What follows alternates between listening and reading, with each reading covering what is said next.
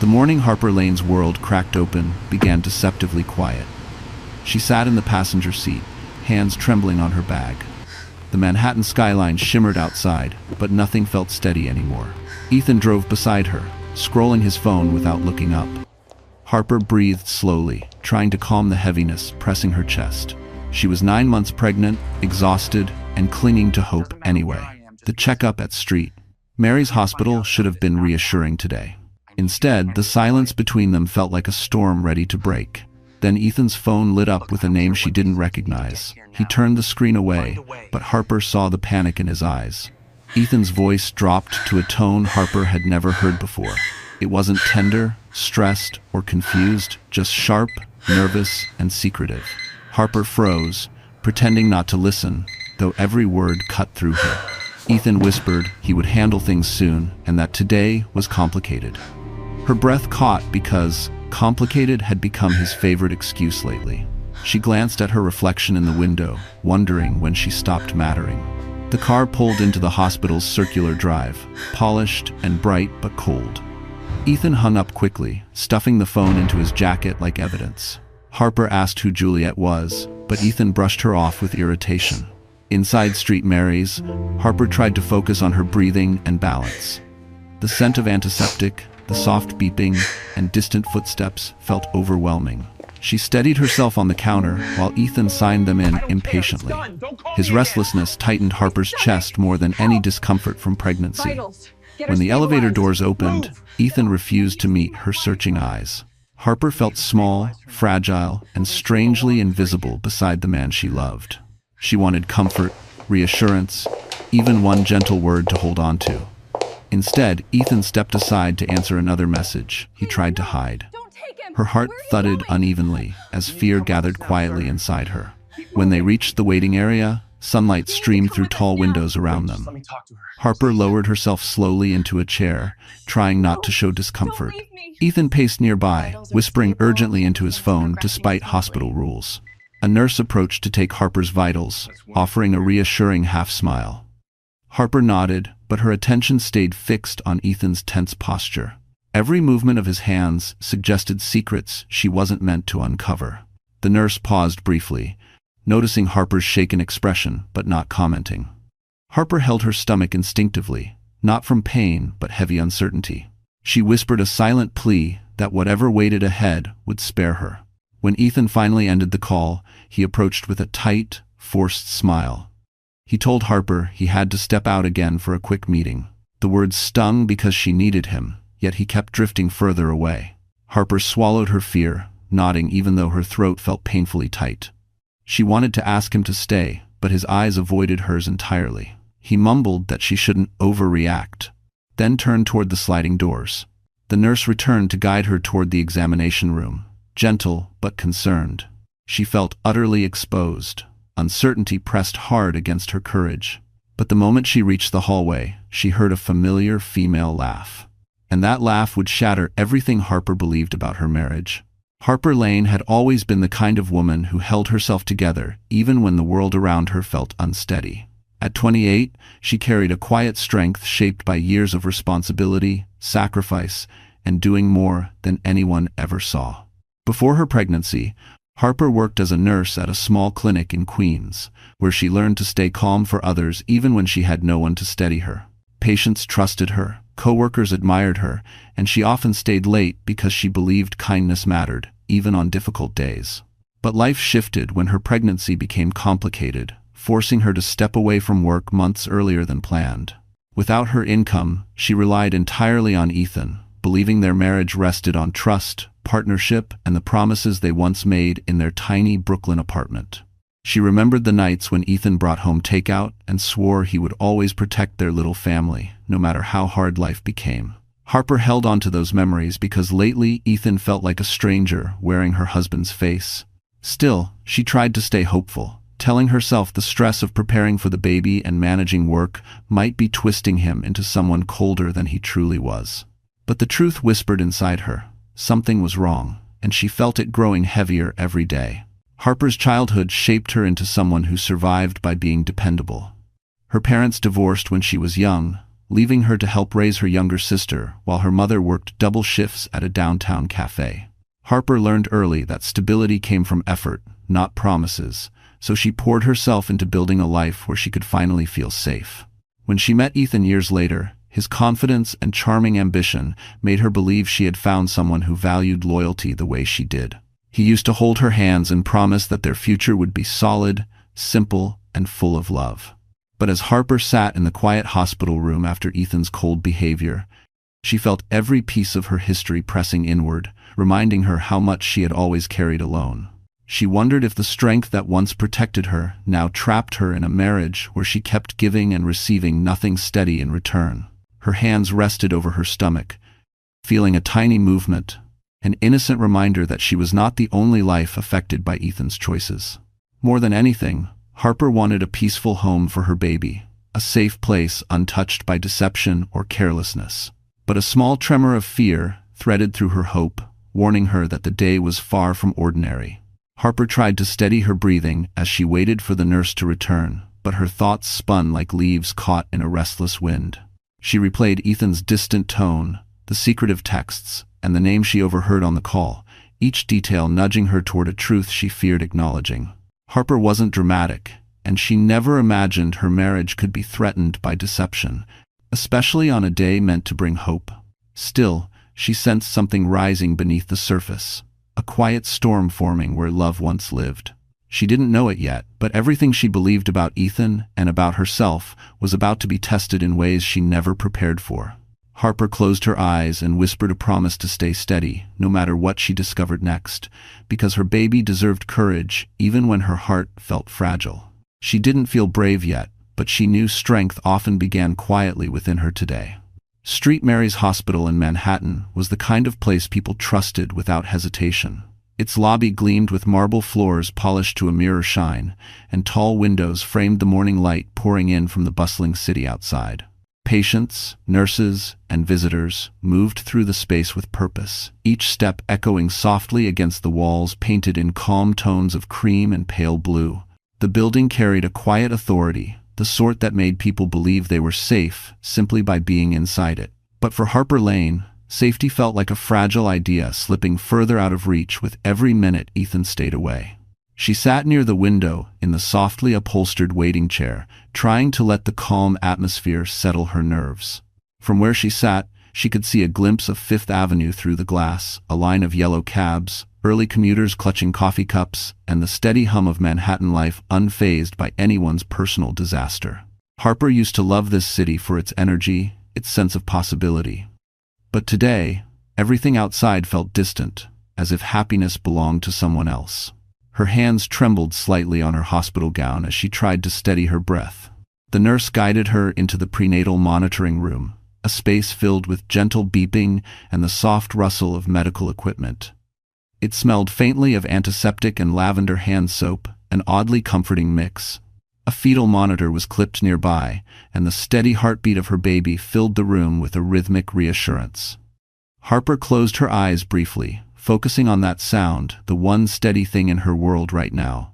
She whispered a quiet apology to the little life inside her, promising she would stay strong no matter what happened next.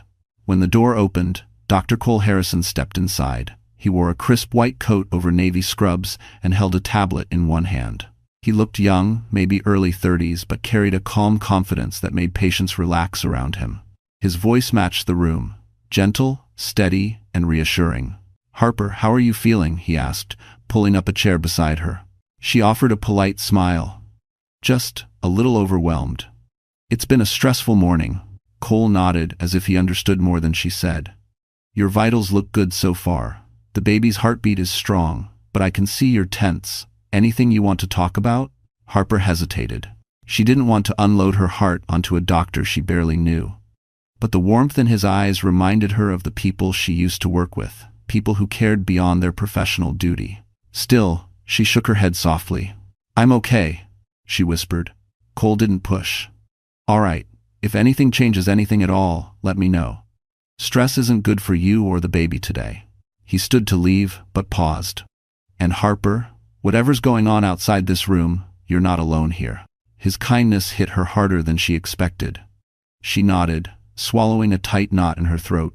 When Cole stepped out, Harper glanced at the doorway, half hoping Ethan would walk through next. He didn't. The hallway stayed quiet, except for occasional footsteps and distant chatter. The emptiness around her pressed deeper, heavier. A soft tone from her monitor beeped, reminding her to breathe evenly. Harper stared at the ceiling lights, letting the soft glow blur as tears threatened. She blinked them away, refusing to break here. Not yet. But just as she steadied herself, she heard voices outside one of them, unmistakably Ethan's, low and urgent. And beside it, a woman's voice, laughing. That same laugh again, echoing closer, pulling the truth straight into Harper's fragile world.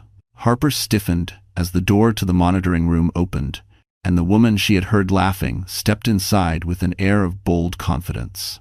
Juliet Cross looked nothing like the type to hover quietly in the background. She wore a fitted cream blazer, tailored slacks, and heels too high for a hospital hallway. Her hair was sleek, her lipstick sharp, and the smirk she carried felt practiced.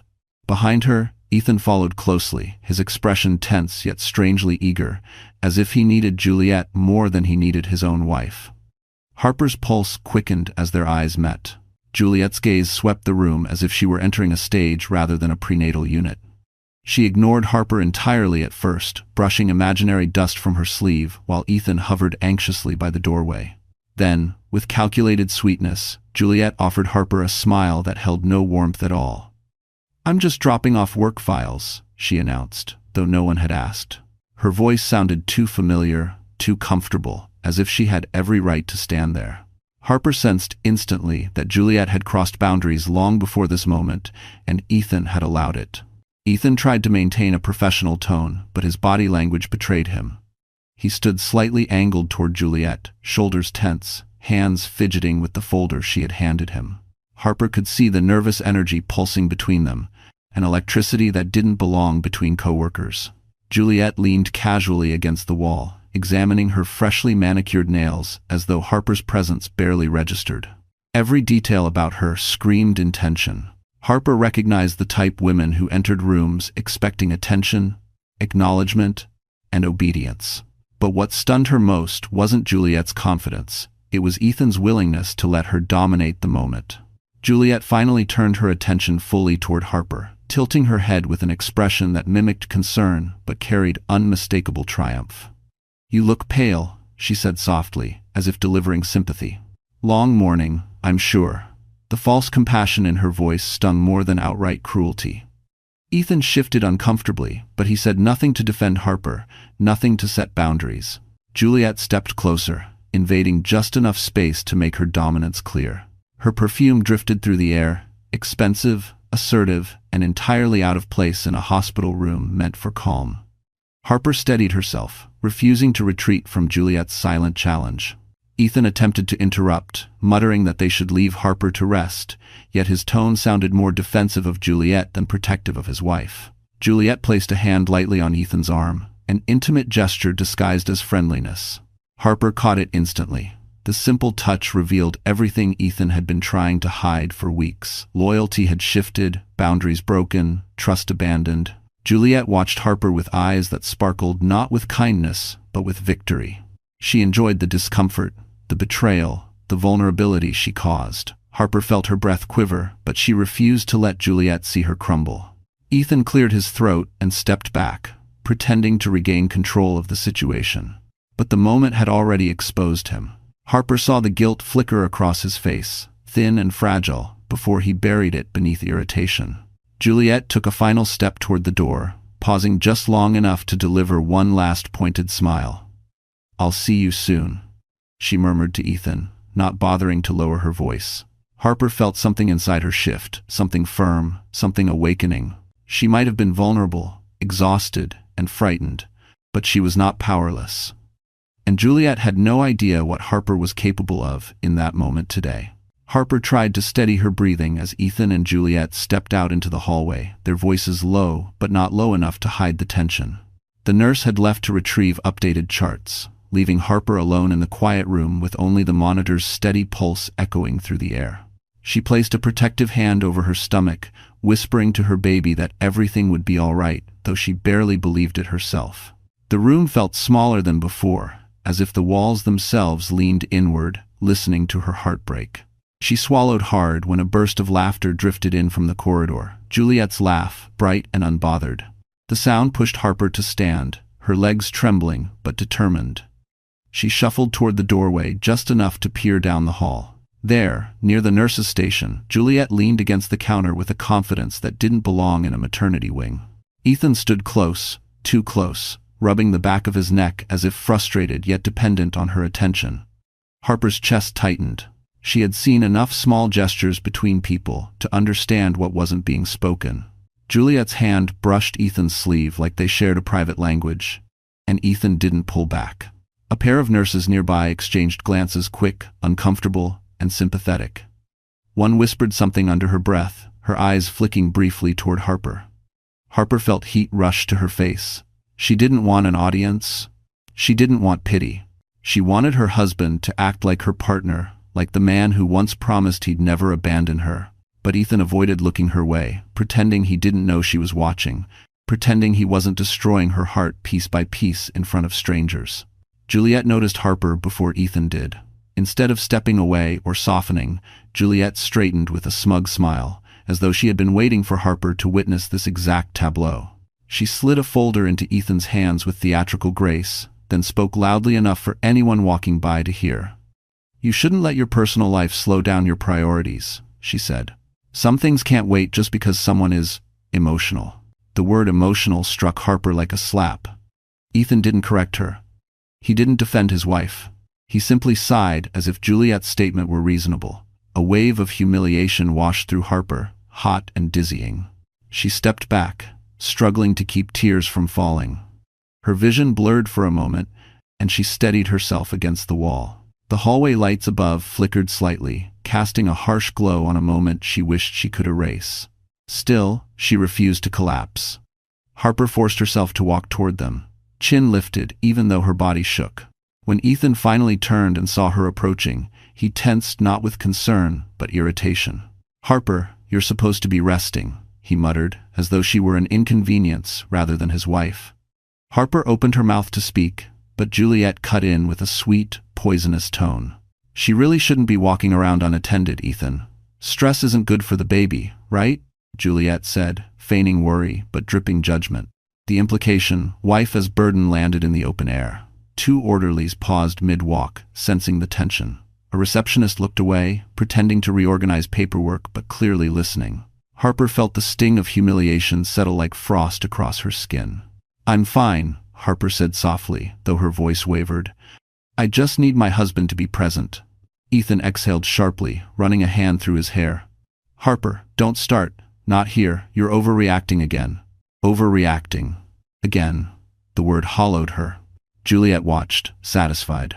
Harper felt something inside her begin to fracture, not her hope, but her tolerance. The humiliation burned so deeply that it awakened something she hadn't felt in months. Resolve. She turned to walk back toward her room, heart pounding, but before she reached the door, she heard Ethan whisper something to Juliet, something he thought Harper couldn't hear. And those 6 quiet words would break the last piece of her trust forever. Harper returned to the monitoring room with slow, shaky steps, her breath shallow as if the air itself resisted entering her lungs. The humiliation in the hallway clung to her like a heavy blanket she couldn't peel off. Once inside, she closed the door softly and pressed her back against it, willing her legs not to give out. Her hands, trembling uncontrollably now, slid over her stomach as she whispered to her baby, "I'm here. I'm here, sweetheart," trying to steady the rising panic creeping up her spine.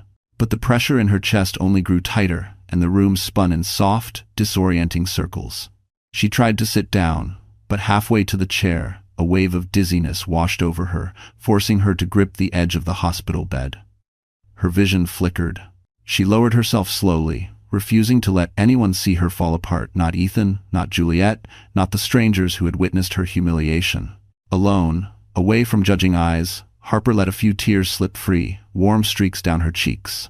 She wiped them quickly, as if even emptiness needed to be hidden. Her breath caught in unsteady bursts, her emotions tangled between fear, betrayal, and exhaustion. Ethan's 6 whispered words echoed mercilessly in her mind. "She'll be fine. She always handles herself. Handles herself. As if she were weightless. As if she didn't need support. As if her pain existed purely as background noise. Harper closed her eyes, fighting another surge of dizziness.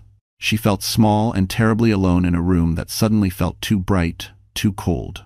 The fetal monitor beeped steadily, grounding her for a moment, its rhythm a tiny heartbeat reminding her she couldn't collapse, not fully, not yet, but her emotions overflowed despite her effort to stay strong. She clutched the blanket beside her, pulling it tight around her shoulders, trying to create even the smallest sense of safety. A faint knock at the door made her flinch. She turned her face away, quickly brushing away the wetness on her cheeks. She didn't want anyone, especially a nurse, to see her like this. But the door opened gently, and Dr. Cole Harrison stepped inside. He paused the moment he saw her pale complexion and trembling hands. His expression shifted instantly from routine professionalism to genuine concern. "Harper, what happened?" he asked softly, closing the door behind him. She shook her head, embarrassed. "I'm fine, just a rough moment." Cole didn't buy it. He approached slowly, giving her space but refusing to ignore what he saw. "Your breathing is uneven," he said. "You're lightheaded. Talk to me. This isn't nothing." Harper swallowed hard. "It's just everything. Ethan, that woman, the way they spoke about me." She paused, voice trembling. "I feel like I'm disappearing." Cole's eyes softened with empathy but held steady strength. "You're not disappearing. You're overwhelmed, and that's understandable. Anyone would be shaken after a moment like that." Harper pressed her palms to her eyes, trying to steady herself. "I don't want to cause trouble. I don't want to make a scene." Cole leaned forward slightly. "Wanting respect isn't causing trouble, and no one deserves to feel abandoned, especially not today." His words landed deeper than he intended, cracking the last bit of composure Harper tried to cling to. A sob escaped her before she could stop it, soft but raw. Cole didn't touch her, respecting the boundary, but his presence filled the room with a calm she desperately needed. "You're safe here," he said quietly. "Let me take care of you for a moment." Harper nodded weakly, letting herself breathe, really breathe for the first time since the confrontation. The dizziness slowly eased, but the emotional ache stayed lodged deep in her chest. Outside the room, hurried footsteps passed, followed by hushed conversation. Harper didn't pay attention at first, until she heard Ethan's voice again, sharper this time, arguing with someone. She looked toward the door, a new tightness forming in her stomach. Because whatever he was arguing about now sounded nothing like guilt and everything like a dangerous next move. Harper wiped the last trace of tears from her face as she listened to the muffled argument outside. Ethan's voice rose, clipped and irritated, mixed with another voice she didn't immediately recognize. Cole glanced toward the door, sensing the tension, then turned back to Harper. "Stay seated," he said gently. "I'll check what's going on." Harper nodded, though her pulse quickened. The emotional spiral hadn't even settled, and now something else was building just outside her door. Before Cole could reach the handle, the door swung open. A hospital administrator, an older woman with steel-gray hair and a badge that commanded authority, stepped in. Her brows knitted tightly as she scanned the room, then looked directly at Harper. "Mrs. Lane," she said quietly, "we need to verify some information with you." Harper blinked in confusion. "Me?" Cole stepped closer protectively. "Is this necessary right now?" "She's under stress." The administrator hesitated, then lowered her voice. "We received a call requesting changes to Harper Lane's emergency contact and authorization forms. The caller insisted they had your permission." Harper's stomach dropped. "What? I didn't authorize anything." Cole's jaw tightened. "Who made the call?" The administrator exhaled. "Your husband." Harper felt the air leave her lungs. "Ethan." Of course, and yet the betrayal still managed to hurt in a fresh, searing way. She forced her body upright, gripping the side of the bed for support. "What did he try to change?" The administrator opened her folder. "He attempted to remove himself as primary contact and replace you with someone named Juliet Cross. He also tried to restrict access to certain family members reaching you during delivery." The room spun, but this time not from dizziness. This was shock so sharp it felt like a physical blow. Harper stared at the woman, unable to form words at first. He tried to cut me off from my own support?" Cole's voice rose with controlled anger. "That's not only unethical, it's manipulative. She needs stability, not interference." The administrator nodded firmly. We refused the request, of course, but it raised concerns. We need to confirm you're safe. Safe. The word pierced something deep. Before Harper could respond, Ethan burst into the room, face tight, eyes wild with frustration. Harper, don't listen to them, he snapped. It was just a mix-up. I was trying to help. They misunderstood. Juliet lingered behind him, arms crossed, expression dripping with fake innocence. Harper's voice finally emerged, quiet but steady.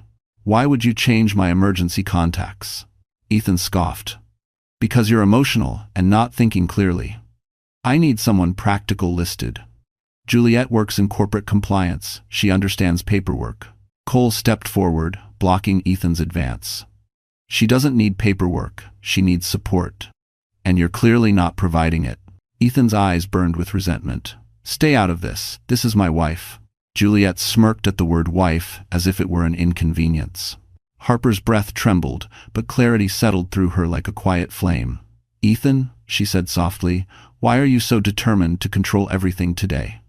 What are you hiding? Ethan froze just for a second, but Harper caught it. A flicker of fear, a secret he did not want exposed. Juliet rolled her eyes. Harper, not everything is about you. Ethan just has a lot on his plate. But before she finished, Cole turned to Harper and said, there's something you need to know. His voice was calm, but carried weight. Harper looked up at him, confused. Cole hesitated, then continued. Your father-in-law, General Malcolm Rowe, he called the hospital earlier. He asked to be notified if anything unusual happened involving Ethan. He said he's already on his way. Ethan's face drained of color. Juliet stiffened. Harper's breath caught. Why would he? Cole met her eyes. Because he believes Ethan is hiding financial misconduct that could affect your security and the baby's future. And he thinks Juliet is involved. The room fell silent. Ethan's voice cracked. You don't know what you're talking about. But Harper did. She saw the truth in his eyes. Saw the guilt. Saw the fear. And for the first time since this nightmare began, she felt the shift power slipping out of Ethan's hands and slowly returning to her. She didn't know what would happen next, but she knew one thing with absolute certainty. This betrayal wasn't just emotional. Ethan was hiding something that could destroy everything, and that truth was finally breaking the surface. Harper sat frozen for several seconds, letting Cole's words settle into the deepest parts of her breaking heart. Financial misconduct. Hidden intentions. Lies that stretched far beyond infidelity. She had feared Ethan was drifting away from her emotionally, but she had never imagined he might be placing her and their child in actual jeopardy. The air in the room thickened, pressing against her chest. But this time, instead of collapsing under the weight, Harper straightened her spine. Juliet sensed the shift instantly. Her smugness flickered. Ethan, meanwhile, took one step forward, face twisted with defensiveness. Harper, listen to me, he began, reaching out like he could reel her back into the fog he'd created. You're overwhelmed. You're not thinking straight. Cole doesn't know what he's talking about. My father is exaggerating. He always exaggerates. Harper watched him closely. His excuses sounded like flimsy shields, too fast, too rehearsed. The more he spoke, the more she saw the cracks forming in the man she thought she understood. Quietly, Harper eased herself up straighter on the bed, pulling her hospital blanket across her lap with a newfound steadiness. Ethan, she said softly, I think I'm finally seeing clearly. He flinched. Juliet stepped in, her voice sharp. This is ridiculous. Harper, you don't need to get dramatic. Ethan has been under extreme pressure at work. You know how stressful his job is. Harper almost laughed at the absurdity. Stress. That was the shield Juliet chose? Juliet, Harper said calmly, you don't get to speak for my husband, or for me. The room went still. Ethan's jaw clenched. Harper. No, she said, her tone firmer. You don't get to control this anymore. Cole moved slightly closer, not intrusive, but quietly supportive. Harper felt the strength returning in slow, deliberate waves. This was not bravado. It was a deeper truth rising inside her, an instinct to protect herself and her baby from a man who had stopped seeing her as a partner and had begun seeing her as an obstacle. I trusted you, Harper continued. I gave up my job. I stayed home when I was sick. I believed everything you told me because I thought we were building a family. But today, she swallowed, keeping her voice steady. Today you decided I was disposable. Ethan's expression hardened. That's not true. Then why, she asked gently, did you replace me with her on my medical forms? Why did you try to control who can reach me during delivery? Juliet's face reddened. You're twisting everything. No, Harper said. I'm finally untwisting it. The administrator, still present, cleared her throat. Mrs. Lane has full autonomy over her medical decisions, and any attempts to change that without her consent are void. Harper nodded at her, then turned to Cole. Can I have a few minutes alone? Just to breathe. But Ethan panicked. No, Harper, we're not done talking. Cole stepped forward, voice calm but unyielding. Actually, I think we are. She needs space. Ethan snapped. Stay out of this. Cole didn't flinch. She's my patient, and right now she's overwhelmed. Respect that. Something in Ethan deflated, not remorse, but fear. He backed toward the door, chest rising and falling rapidly. Juliet followed, though her glare shot daggers at Harper. Once they left and the door clicked shut, Harper exhaled shakily. Cole remained nearby, giving her quiet space. You handled that with strength, he said. Harper shook her head. It didn't feel like strength. That's usually how strength feels at first. She let the silence settle, staring at her reflection in the small metal panel of the medical cabinet. Her hair was messy, her eyes puffy, her gown wrinkled, but beneath all of that, she saw something she hadn't felt in months. Resolve. She would no longer be the woman who begged for scraps of loyalty. She would become the woman who protected herself and her child, even if that meant walking through fire to do it. Outside the room, hurried footsteps approached, firm, authoritative, impossible to mistake. General Malcolm Rowe had arrived, and the moment he entered, the balance of power in Harper's life would shift for good. The door opened with a controlled force, and General Malcolm Rowe stepped into the room like a man who had spent a lifetime commanding attention without raising his voice. His uniform wasn't military, he was long retired, but everything about him carried the weight of discipline, strategy, and a presence that tightened the air. His sharp eyes swept the room, landing first on Harper, whose breath caught the moment she saw him. He had always been distant, formal, sometimes intimidating, but never unkind. Today, though, something new stirred behind his gaze, determination mixed with a quiet fury. Harper, he said, his voice a deep, steady anchor. Are you all right? She nodded weakly. Just overwhelmed. Malcolm shifted his attention to Cole and gave him a respectful nod. Thank you for staying with her. Cole stepped back, allowing Malcolm room near the bed. Harper felt strangely protected, as if a shield had settled between her and the chaos waiting on the other side of the door. But they didn't have long before the chaos returned. Ethan barged in without knocking, Juliet close behind, clinging to his arm like a shadow, determined to stay attached. Dad, you didn't need to come, Ethan snapped, clearly already defensive. This is being blown out of proportion. Malcolm didn't raise his voice. He didn't need to. Step away from your wife. Ethan froze mid-stride, a flicker of disbelief crossing his face. Dad, I said, step away. Juliet's posture faltered. Harper had never seen her look unsure of herself until now. Cole stood near the wall, arms crossed, watching closely in case things escalated. Ethan forced a grin, trying to regain control. Dad, this is a misunderstanding. Harper's emotional. The doctors are exaggerating. Enough. Malcolm's voice cracked through the room like a controlled command. I've spent the entire morning reviewing things you hoped I wouldn't see. Juliet swallowed hard. Ethan's smile slipped. Harper's heartbeat thudded in her ears. Malcolm placed a folder on the bedside table, a thick, overstuffed file. Financial discrepancies, unauthorized transfers, false reports submitted under your name, and conveniently timed withdrawals connected to accounts associated with Miss Cross. Juliet stiffened. Harper inhaled sharply, gripping the blanket. Cole's jaw flexed. Ethan's face turned a sickly shade of pale. Dad, it's not what you think. No? Malcolm took one step forward.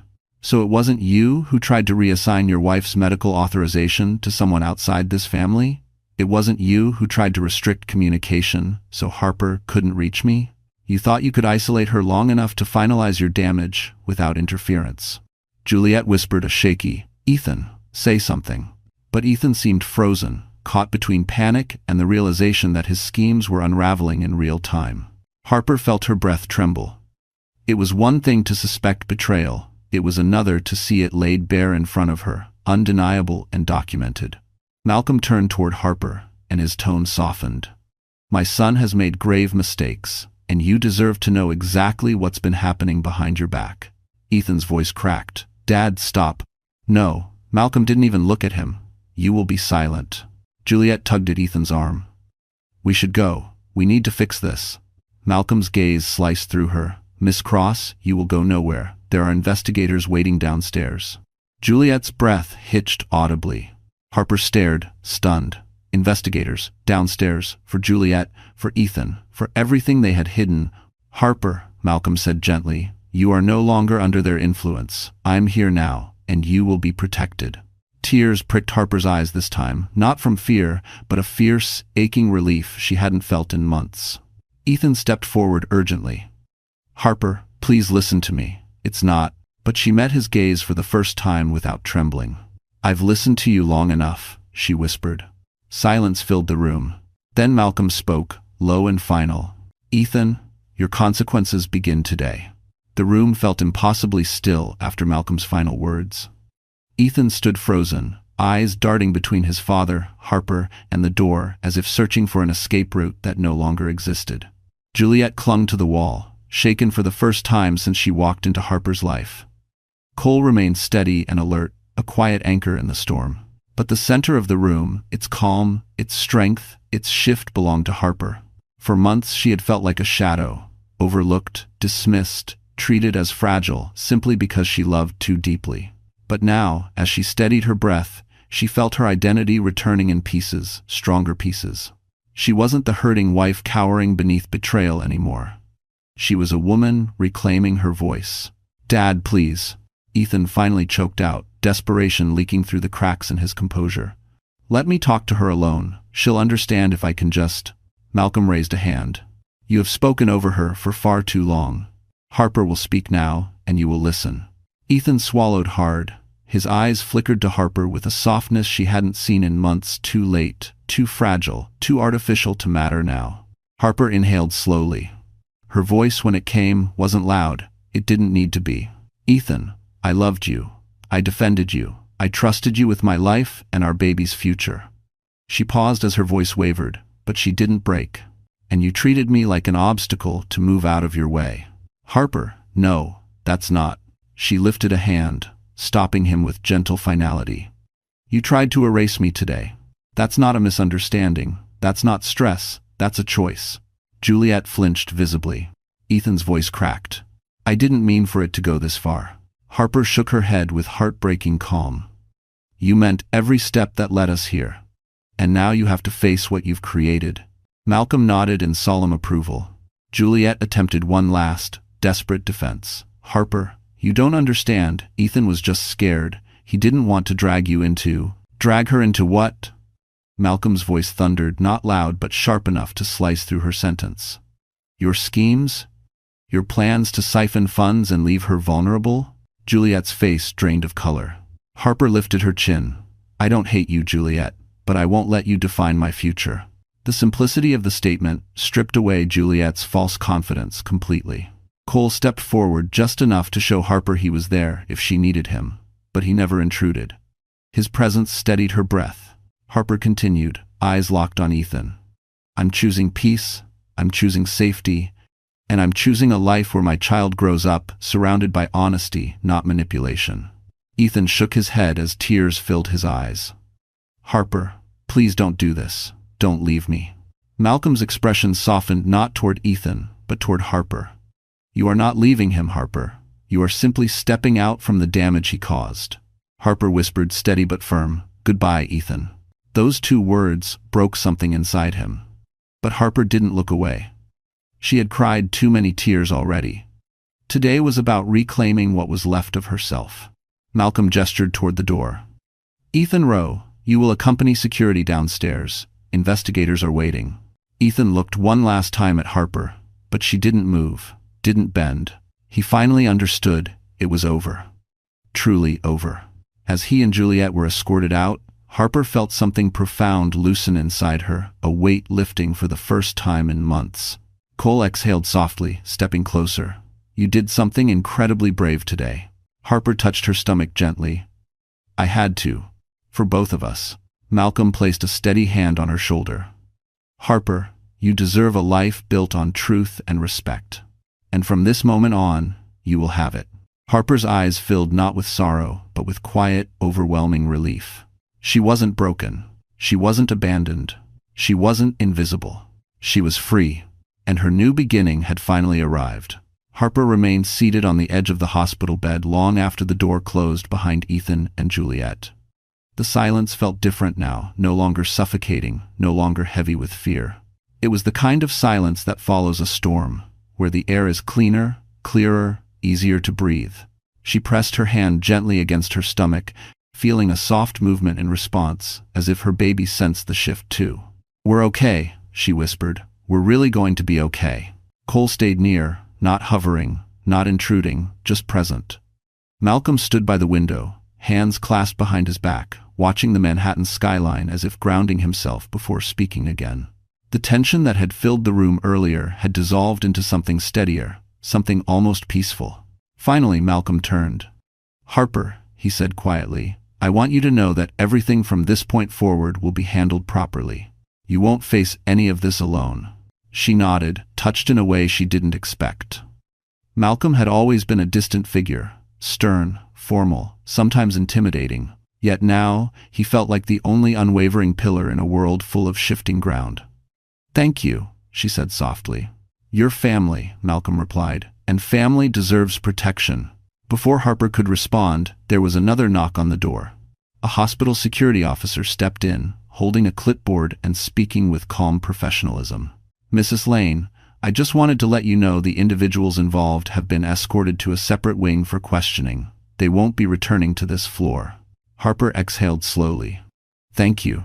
Of course, if you need anything at all, notify the desk. The officer nodded courteously and left. Cole approached gently. How are you feeling now? Harper considered the question. Physically, she was exhausted. Her body had weathered shock, fear, and adrenaline all in the span of a few hours. Emotionally, though, something was blooming inside her. A quiet, growing strength. I'm tired, she admitted. But lighter. That's understandable, Cole said. Your body's been under an enormous amount of stress. You should rest soon. Harper nodded.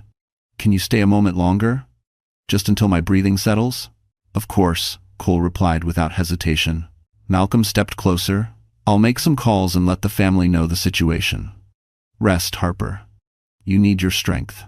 He gave her a reassuring nod and exited, leaving her with Cole in the calm glow of the dimmed room. For a few minutes, no one spoke. Cole adjusted the fetal monitor, checked her vitals, and dimmed the overhead lights. Harper watched him work focused, precise, gentle. Everything she had once wished Ethan could be in moments like these. When he finished, he pulled a chair to her bedside. You did something incredibly brave today, he said quietly. Harper lowered her gaze. It didn't feel brave. That's because bravery doesn't always feel like fire, Cole said. Sometimes it feels like standing when every part of you wants to break. You protected yourself and your child. That takes more courage than you know. Her throat tightened with emotion. I didn't think I had it in me. Cole offered a small, warm smile. You did. And you will again. Harper leaned back against her pillows, letting his words settle into the spaces where doubt had lived for too long. For months she had believed she was fragile, overly emotional, too dependent, but today had proved something different. She had fight in her, resilience, a will to rise even when everything tried to push her down. A soft knock interrupted the moment. A nurse entered with a calming smile. Mrs. Lane, we're going to move you to a more private room for the night. You deserve quiet. Harper nodded gratefully as Cole stood to assist. But as they prepared to move her, Harper felt a sudden, stronger pressure, deep, insistent, unmistakable. She gasped, gripping the side of the bed. Cole's expression sharpened instantly. Harper?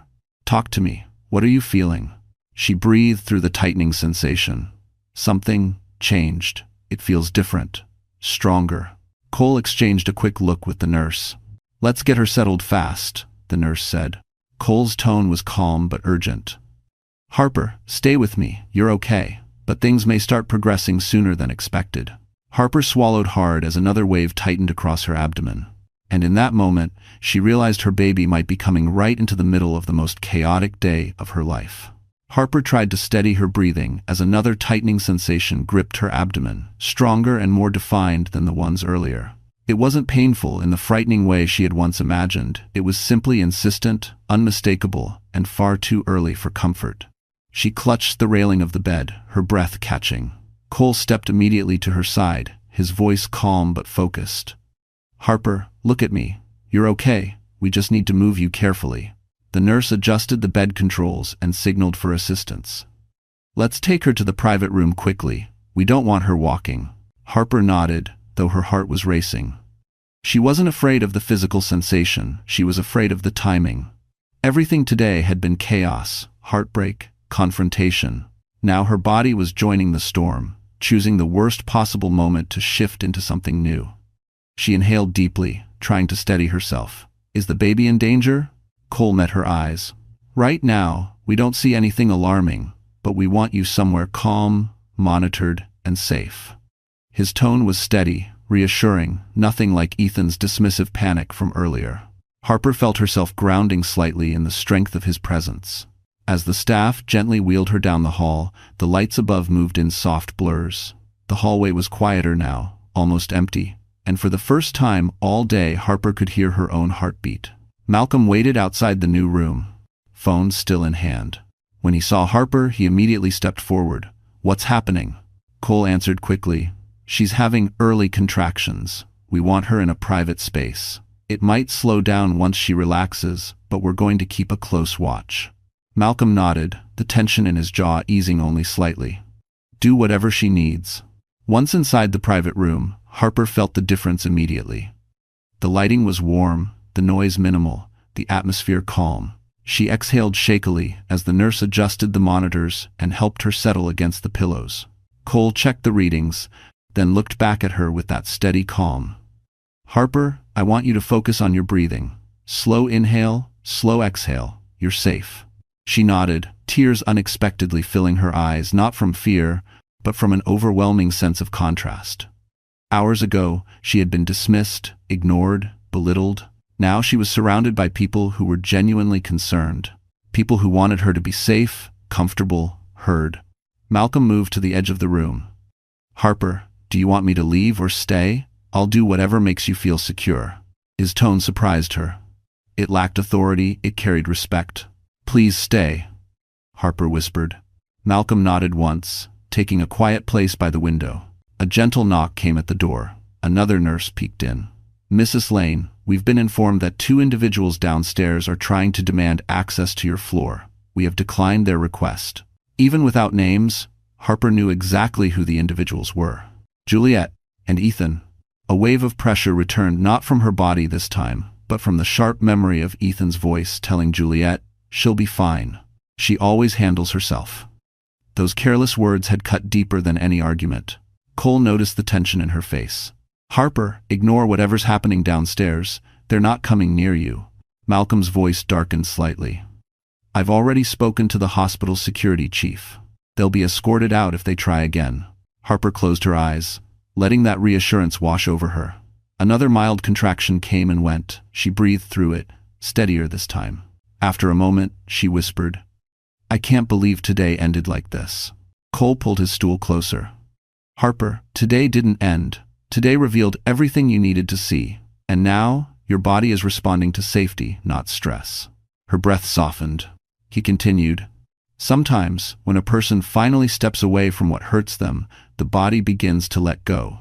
Harper felt something warm settle inside her chest, a fragile calm replacing the chaos. But before she could fully relax, a hospital pager buzzed sharply outside the room, followed by hurried footsteps. Cole looked toward the door, then back at her.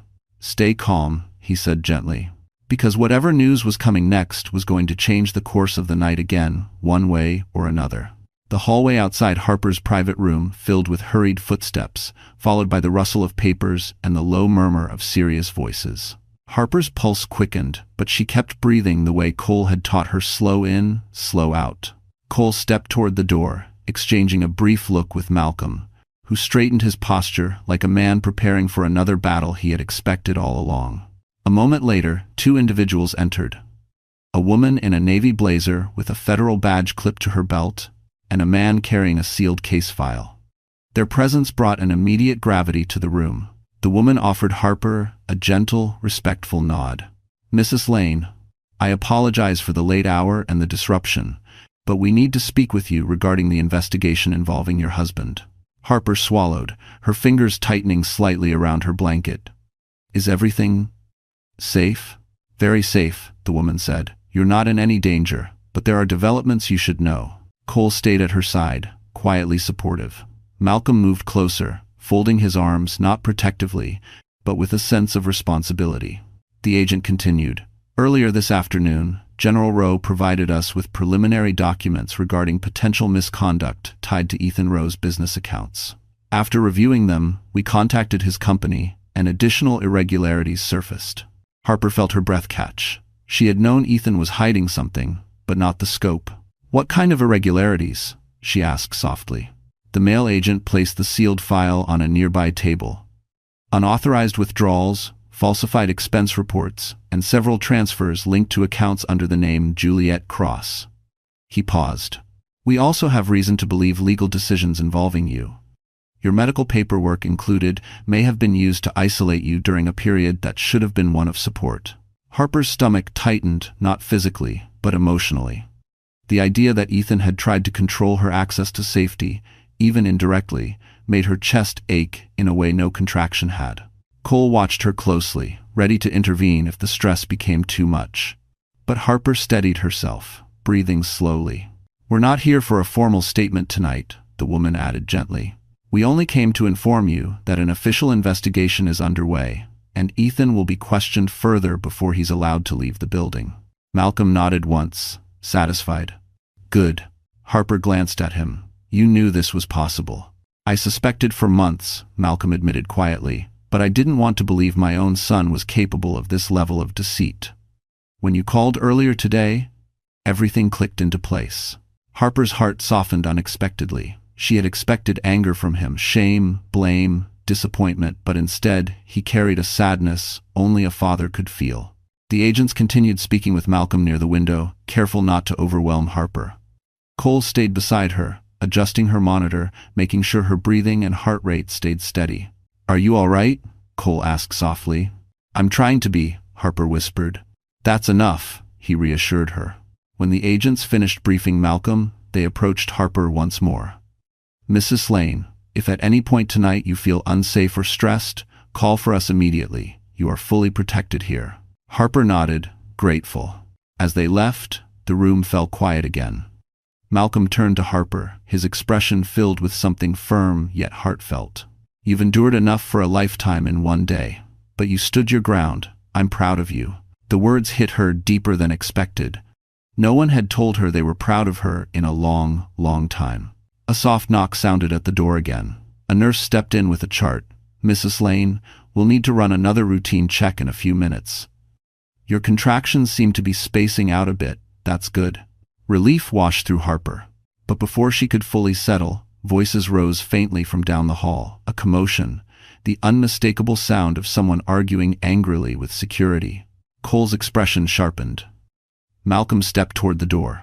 Harper's breath paused in her chest, because she recognized that voice instantly. Ethan. He wasn't done. Not by a long shot.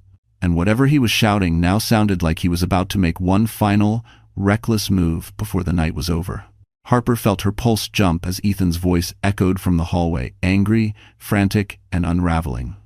The nurse froze mid-step, exchanging a tense glance with Cole. Malcolm moved toward the door with deliberate calm, the kind that came from decades of handling volatile situations. But Harper's breath tightened anyway. She knew Ethan had been losing control throughout the day, but hearing him now shouting, demanding, refusing to cooperate, felt like witnessing the last threads of his composure snap one by one. Cole placed a steady hand on the railing of her bed. "Harper, stay calm. You're safe. He's not getting in here." She nodded, though her heart pounded. I'm trying. From the hall, Ethan shouted again. I'm her husband. You can't keep me away from my own wife. His voice cracked under the strain, and the edge of desperation in it sent a shiver through Harper. Gone was the calculated coldness he'd used all day. This was panic raw, uncontrolled, dangerous in a way that came from denial rather than intent. A security officer responded firmly. Mr. Rowe, you've been told repeatedly, this floor is restricted for medical and investigative reasons. You cannot enter. I need to talk to her, Ethan insisted, his voice breaking. She's confused, she's being manipulated. That doctor is twisting everything. Cole's jaw tightened, but he didn't move. Harper placed a hand over her chest, breathing slowly like he taught her. He's getting worse, she whispered. I've never heard him like this. Malcolm opened the door just enough to step into the hall. His voice carried calm authority. Ethan, stop. Ethan froze at the sound, then unleashed his frustration. Dad, they won't let me see her. They're treating me like a criminal. You are acting like one, Malcolm said quietly. Harper couldn't see them, but she could picture the scene perfectly.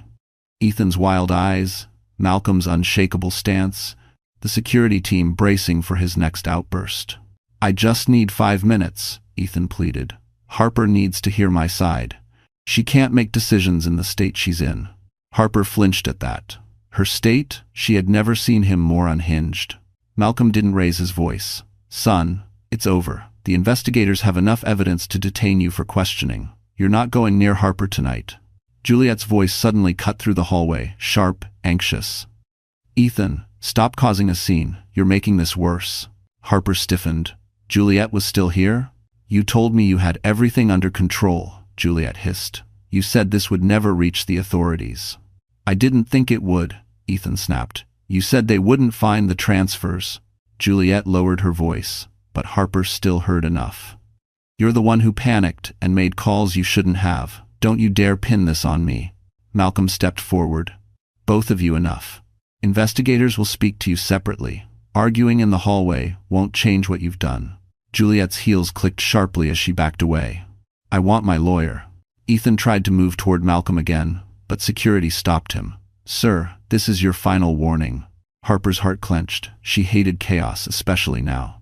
Cole, is something bad going to happen? Cole shook his head gently. Nothing that will touch you. This is about accountability, not danger.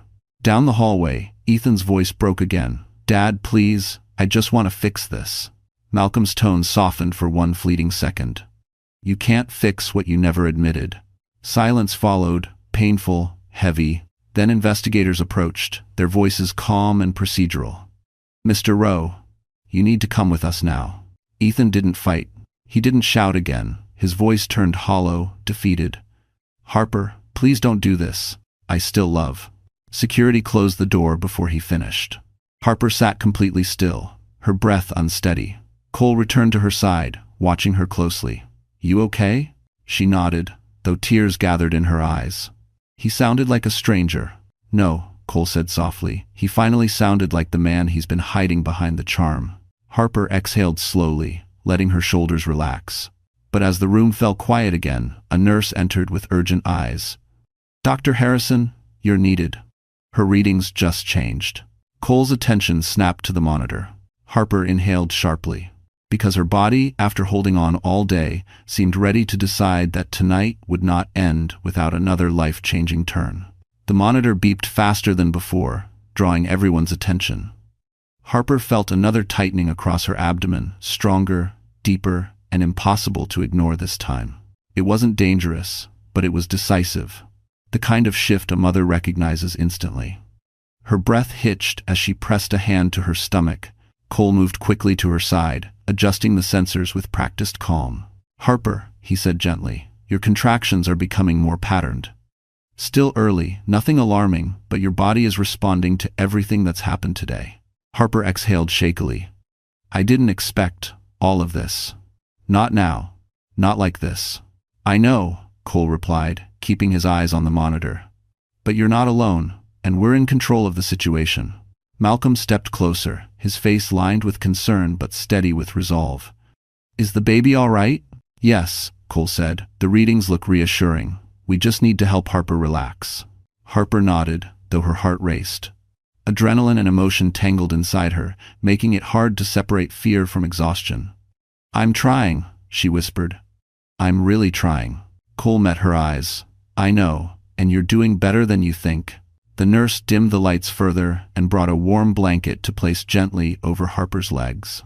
The quiet hum of the machines, the soft glow, the muted sounds of the hospital, it all felt surreal after the chaos of the night. Harper settled deeper into the pillows, letting a long breath escape. She needed calm, she needed clarity, and for the first time all day, she finally had enough quiet to feel her own emotions without interruption. Malcolm stayed respectfully near the window, speaking in a low voice on the phone, likely updating investigators and ensuring no further intrusions occurred. Harper watched him in the dim light, this man who had once intimidated her, who now stood as one of her fiercest protectors. Life had a strange way of revealing people's true hearts. When she looked back at Cole, he was pulling up a chair beside her bed, his posture relaxed but attentive. "How's your breathing now?" he asked. "Better," she said. "Still nervous, but somehow calmer than before." "That's your strength showing," Cole replied. "Not the absence of fear, but choosing calm in spite of it." Harper's chest tightened with emotion, not from contraction, but from gratitude she didn't know how to express. She lowered her voice. "It feels strange. Part of me wants to break down again, and another part feels like something inside me just woke up." Cole smiled softly. "That's exactly what happens when someone realizes they deserve better." Harper blinked back sudden tears. "I spent so long thinking, if I gave Ethan patience, he would return the same. I thought sacrifice meant love. I thought holding my pain quietly made me strong." She paused, breathing through another tightening sensation. "But today showed me I wasn't weak, I was loyal. And he used that." Cole didn't interrupt. He just held her gaze with steady empathy. "I'm done letting someone else decide my worth," Harper said quietly, her voice turning firmer with each word. "I'm done shrinking myself to keep the peace." "That," Cole murmured, "is the beginning of a whole new life." Harper closed her eyes, letting the truth settle.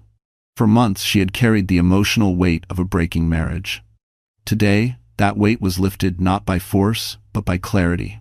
It wasn't the end she had imagined, but it was the one she needed. A soft movement inside her belly pulled her attention. Her baby shifted gently, almost like a reassurance. Harper smiled faintly. "He knows. I think he feels the change." Cole nodded. "Babies sense more than we realize." Another mild contraction came and went. Harper breathed through it steadily, surprised by her own control. Just then, a knock sounded at the door. Malcolm stepped closer as a staff member peeked in. "General Rowe," the nurse said carefully, "the investigators need to speak with you again. It's regarding Mr. Rowe's final statement." Malcolm's brow tightened. He glanced at Harper. "I won't be gone long." Harper nodded. "Go. I'm okay." As Malcolm stepped out, Harper leaned back, exhaling slowly. Her heartbeat eased into a calmer rhythm. She didn't know what Ethan had said, but she knew this. Nothing he confessed now could shake the foundation she had rebuilt inside herself tonight. The room stayed calm for several minutes after Malcolm stepped out, leaving Harper alone with Cole and the soft rhythm of the fetal monitor. Harper closed her eyes, focusing on her breathing, on the gentle movement inside her belly, on the strange mix of exhaustion and newfound strength anchoring her. This quiet wasn't emptiness, it was clarity. It was the space she needed to feel herself again. But down the hall, the tension was rising. Raised voices sharper, colder, unmistakably, Juliet's echoed faintly through the corridor. Cole heard it too. His expression tightened, but he didn't move away from Harper. Instead, he checked her vitals one more time, reassuring her gently. "Whatever's happening," he murmured, "it's not your burden anymore." Harper nodded, though curiosity tugged at her. Juliet had slithered through the entire day with unsettling confidence. If Ethan's unraveling had been expected, Juliet's would be a spectacle. Suddenly, Malcolm's voice rose, not yelling, but firm enough to cut through walls. "Miss Cross, you will answer the investigators honestly. This is not optional." Cole glanced toward the door. "Sounds like things are shifting." Harper exhaled slowly. Juliet always thought she could manipulate any room she walked into. "Not tonight," Cole said. And he was right. Moments later, Malcolm stepped back into the room, not angry, but carrying the controlled seriousness of someone who had just watched a fragile facade collapse. His expression softened when he saw Harper. "You doing all right?" "Yes," Harper said softly. "What happened?" Malcolm exhaled, taking a seat near the window. Juliet Cross has been trying to negotiate her way out of responsibility, but investigators confronted her with documents she didn't expect them to have. Harper swallowed. "Did she admit anything?" Malcolm nodded slowly. "Enough. She tried to present herself as the victim, then as the mastermind, then as someone who was just following orders. But when inconsistencies surfaced in her statements, she panicked." Harper pictured it vividly, Juliet's smooth composure cracking, her charm dissolving the moment truth cornered her. "What did she say?" Harper asked quietly. "She tried to blame Ethan entirely," Malcolm said. "Claimed she only got involved romantically to monitor him closely for the sake of the company." Malcolm shook his head, almost pitying the desperation. "But investigators have digital logs, transaction trails, and messages she never deleted. It's all out. She can't twist the facts anymore." Harper absorbed that. For months, Juliet had hovered like a ghost around her marriage, confident and untouchable. The realization hit her gently. Not triumphantly, the downfall wasn't satisfying because someone else was hurting. It was satisfying because justice was finally balancing the scale she had been forced to carry alone. Malcolm continued. "She'll face consequences. Legal ones. Not just professional." Harper nodded, emotions settling heavily. "And Ethan? He's cooperating now," Malcolm said. "But the more Juliet crumbles, the more he realizes the extent of the damage he caused." Harper pressed a hand to her chest. "I didn't want any of this," she whispered. "I just wanted honesty. Loyalty. A family." Malcolm softened. "And you'll have that, just not with people who were never worthy of you." Cole stepped closer, checking her vitals again. "You're stable. That's good. Your contractions have spaced out even more. Your body's calming with you." Harper let out a breath she didn't know she'd been holding. Relief washed through her, not for Juliet's downfall, but for her own restoration. "What happens to her now?" Harper asked. "She'll speak with investigators through the night," Malcolm said, "and she may choose to turn further statements against Ethan to protect herself. But that doesn't matter anymore. Their world is collapsing, Harper. And you are finally outside of the wreckage." Harper nodded, feeling the truth deep in her bones. She glanced at Cole, who gave her an encouraging smile, quiet, steady, kind. For the first time in a long time, Harper felt safe. But before she could speak again, a soft buzz sounded from the nurse's station outside, followed by hurried footsteps. Cole's expression sharpened. "Stay calm," he said gently. "Something's happening down the hall." Harper's breath hitched. Because she realized something, Juliet's collapse was only the beginning, and Ethan's final consequences were about to arrive next. The commotion in the hallway grew louder by the second, urgent footsteps, snippets of tense conversation, and the unmistakable tone of an authority figure giving sharp instructions. Harper's heart quickened despite her steady breathing. She lifted herself slightly against the pillows as Cole instinctively moved closer to her bedside, shielding her from whatever chaos brewed outside. Malcolm, standing near the door, straightened with military precision. The quiet room felt like the eye of a storm. A moment later, the door opened. The lead investigator, a composed woman with a steady posture, stepped inside. Her gaze softened when it landed on Harper. "Mrs. Lane, I'm sorry to disturb you again, but some developments concern you directly." Harper inhaled slowly. "What happened now?" The investigator exchanged a glance with Malcolm before speaking. Ethan asked for a final statement, and during that process, he exposed additional information we did not yet have. Information that implicates both himself and Miss Cross more deeply. Harper felt her body tense. Cole watched her carefully, making sure she stayed stable. "What kind of information?" Harper asked. The investigator opened a folder, her tone professional but gentle. Mr. Rowe admitted that several of the financial transfers were made to protect a lifestyle he did not want you to know about. He also attempted to secure his assets before the baby arrived because he feared the child would complicate his plans. She paused, letting the words settle. He said this in his own words, recorded and signed. Harper's breath paused in her chest. The betrayal she had felt earlier paled next to this new truth.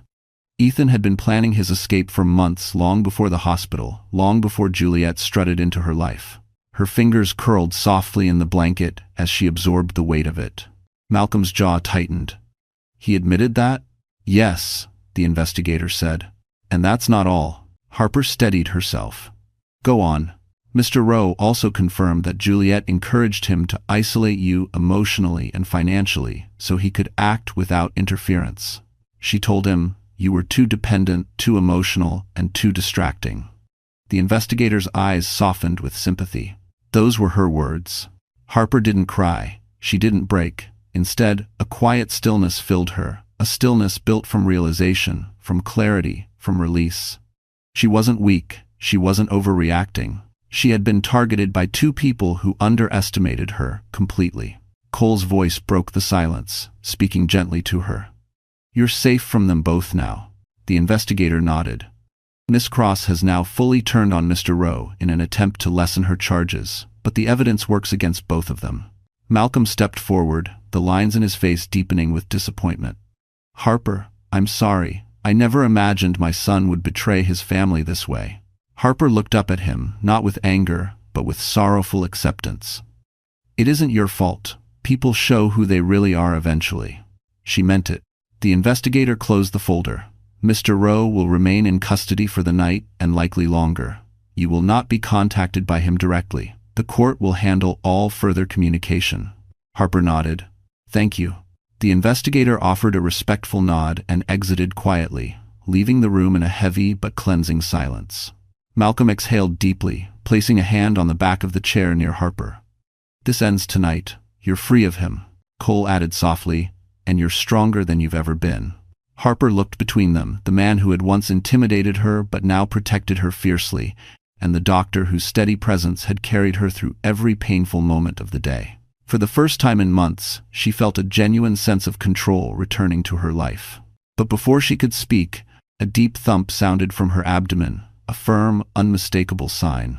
Her baby kicked.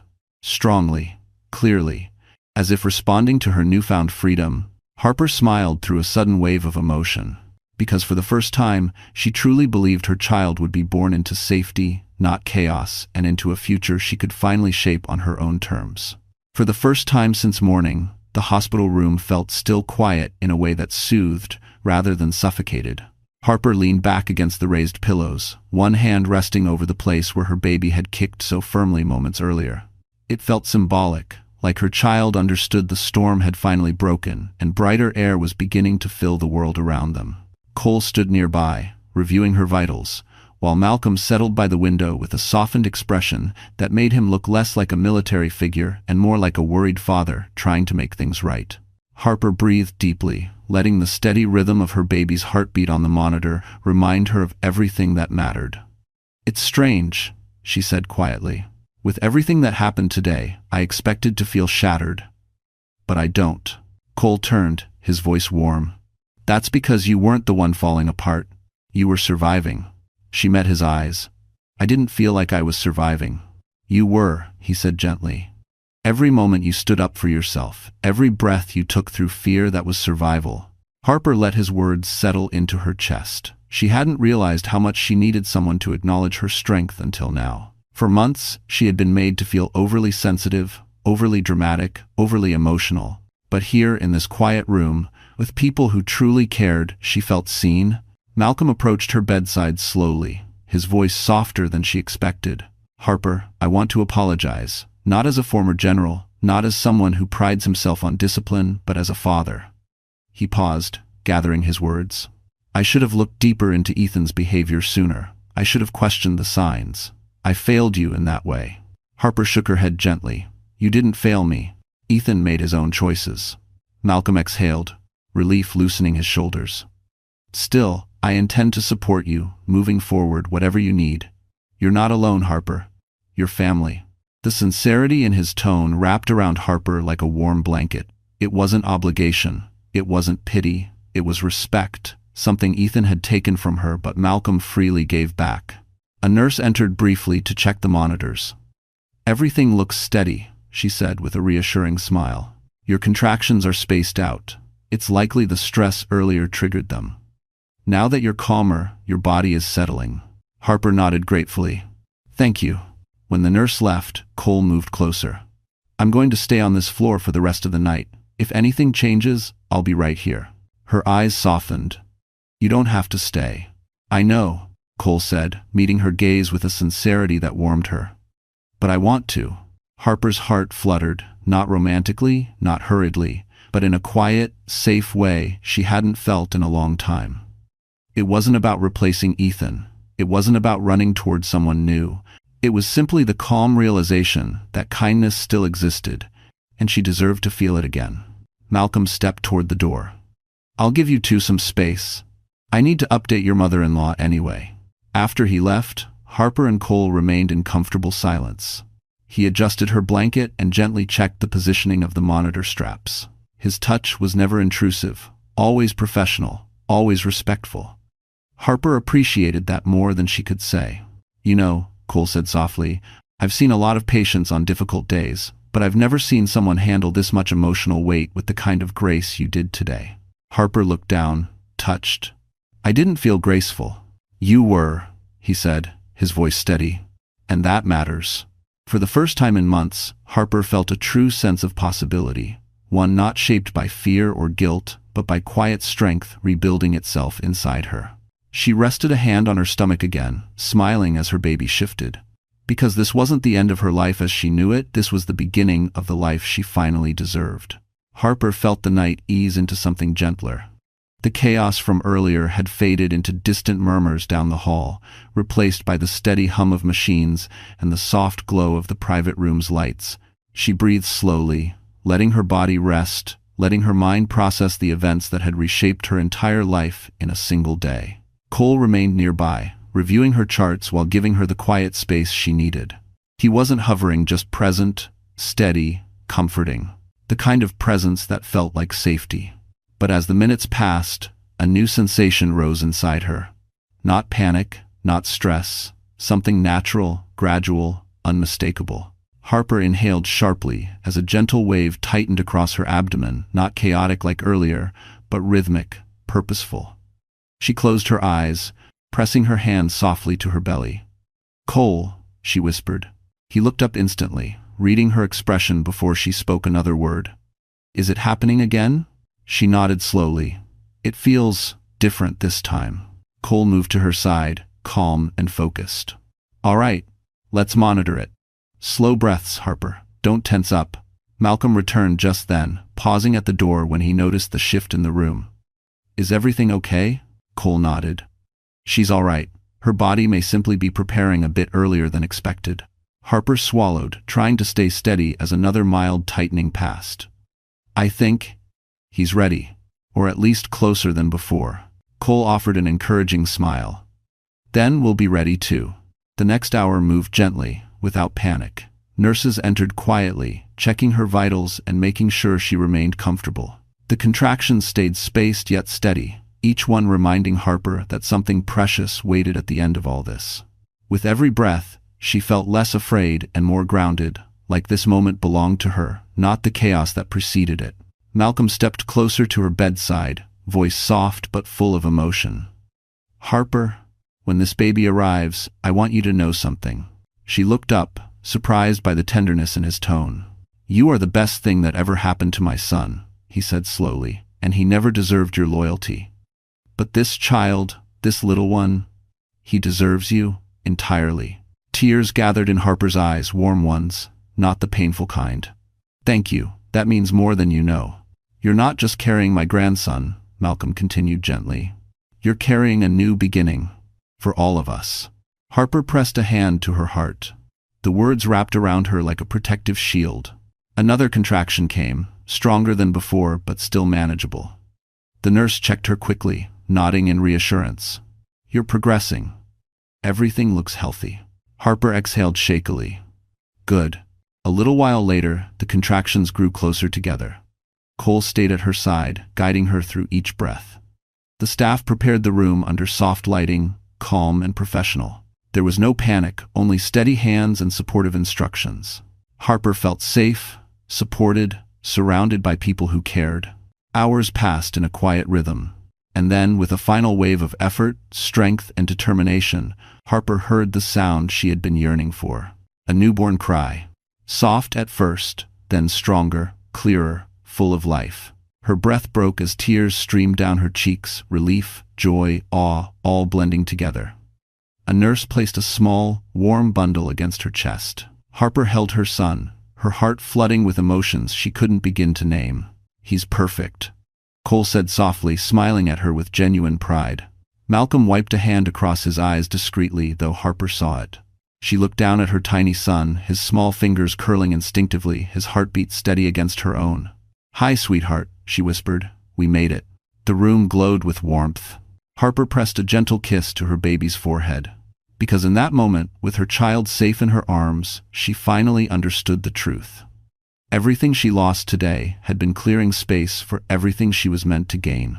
The sun had just begun rising over Manhattan when Harper woke to the soft light filling her private recovery room. The skyline shimmered through the tall window, gentle and golden, as if the city itself was offering her a quiet blessing. Her newborn son slept peacefully in the bassinet beside her bed, his tiny chest lifting and falling in steady rhythm. Harper watched him with a tenderness so deep it almost hurt, a beautiful kind of hurt, the kind that came from overwhelming love. Cole stepped into the room with a warm smile, holding a fresh chart. "Good morning, Harper. How are you feeling?" She returned the smile, tired but glowing. "I'm better than I thought I would be. He's perfect." Cole walked over to the bassinet and looked down at the baby with genuine affection.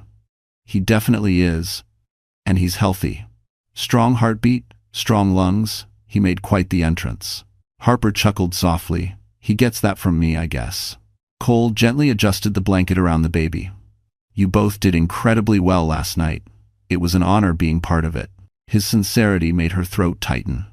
"Thank you, Cole, for everything. You stayed when you didn't have to." "You deserved someone who showed up," he said simply. Before Harper could respond, a soft knock sounded at the door. Malcolm entered, carrying a small bouquet of white lilies and a folded envelope. He paused just inside the room, his usually firm demeanor softened by awe as he looked at the baby. "May I?" Harper nodded. Malcolm walked to the bassinet, his eyes glistening. "My grandson," he whispered, his voice cracking. "Welcome to the world, little one." He cleared his throat, then turned to Harper. "You gave this family something pure, something good, and I promise you, he will always have a safe life, a protected life." Harper felt the weight of his words. "Thank you, Malcolm, truly." He handed her the envelope. "This is for you. When you're ready." She placed it on the bedside table, deciding she'd open it later. A nurse came in to check vitals, then left quietly. The room settled into peaceful silence again. Harper held her son close, breathing in his soft baby scent, feeling his tiny fingers curl around hers. She had never felt more purpose in her life. Malcolm finally spoke. "Ethan won't be part of his life, Harper, not after what he's admitted. But you should know he didn't ask about the baby, not once." Harper closed her eyes. The truth stung, but it was no longer devastating. It was closure. "I'm okay," she whispered. "I have what matters." Cole smiled softly. "You have a new world ahead of you." Harper glanced at him, realizing how much his presence had meant not just today, but throughout every painful turn yesterday. "Cole, I don't know what happens next, but I hope you'll be part of it." He held her gaze for a moment, warm and steady. "I will be, as long as you want me to be." Malcolm cleared his throat with a teasing smile. "I think that's the first good decision any man has made around Harper in a long time." They all laughed, breaking the tension that had lingered for far too many hours. Later that afternoon, Harper finally opened the envelope Malcolm had given her. Inside was a handwritten letter and documents: trust funds set up for the baby, medical coverage, and a guaranteed safe home. Malcolm insisted she accept, not pity, not charity. Protection, love. Harper held her son again, tears slipping quietly down her cheeks, not from pain, but from overwhelming gratitude. "You're safe now," she whispered to him. "And so am I." The baby stirred softly against her chest. Outside the window, the Manhattan skyline shimmered with possibility. Harper Lane, once overlooked, silenced, disregarded, had risen through betrayal, heartbreak, and the unraveling of lies. And she had emerged steady, strong, and deeply loved. Not by the man who broke her, but by the people who showed her she mattered. By the child who gave her a future. And maybe, just maybe, by the doctor who saw her strength long before she saw it herself. Harper's story didn't end in destruction. It ended in dignity, justice, and a new beginning she had earned with every breath of courage she took. So, that's how Harper's story comes to a close. And if you are still here with me, listening until this very moment, then something in her journey must have touched your heart in a quiet, personal way. Maybe it reminded you of your own strength, or maybe it whispered a truth you'd forgotten. You deserve peace, honesty, and a life where you are seen. Stories like this aren't just drama, they're mirrors. They help us notice what we ignore in our own lives. The Stoics used to say, you have power over your mind, not outside events. And that's exactly what Harper showed us. Even when life shook her, even when people she trusted failed her, she didn't give up on herself. She remembered her worth. She chose calm over chaos, dignity over fear, truth over illusion. And that's something every one of us can learn from. You can walk away from what hurts you. You can build again. You can choose the life that honors who you are. If this story gave you even a little courage, a little comfort, or a feeling that you're not alone, then don't leave quietly. Like this video, share it with someone who might need it, and subscribe so we can walk together through more stories that heal, inspire, and remind us of our strength.